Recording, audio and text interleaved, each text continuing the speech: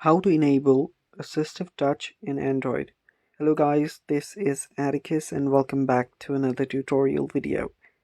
In today's video, I'm going to show you how you can enable Assistive Touch in Android.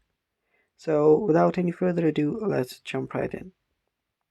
So Assistive Touch is not actually a feature for Android users, so you will have to download an app for it. For that, go to your Google Play Store, search for Assistive Touch, and you'll find Assistive Touch for Android. Let me go back and tap on the install button. After you tap on install, the app should start installing, and after it finishes installing, you can open it up.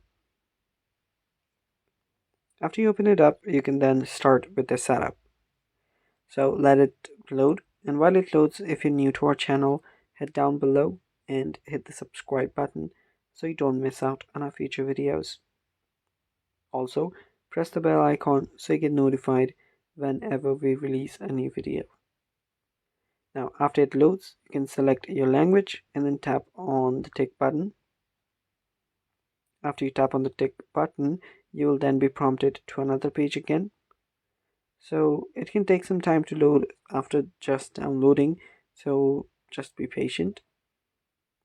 Now, give it permission, tap on Assistive Touch and tap on Allow, and then you can head back. Now give it permission to run it on the background as well, and if you want notifications from it, tap on Allow. I'll just let it be, and there you can see the Assistive Touch now works.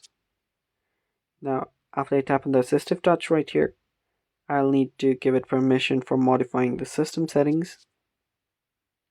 Now I can use the features of Assistive Touch. And yeah, that's basically it guys. That's how you enable Assistive Touch in Android. Thanks for watching. Stay tuned for more, and bye bye. Take care.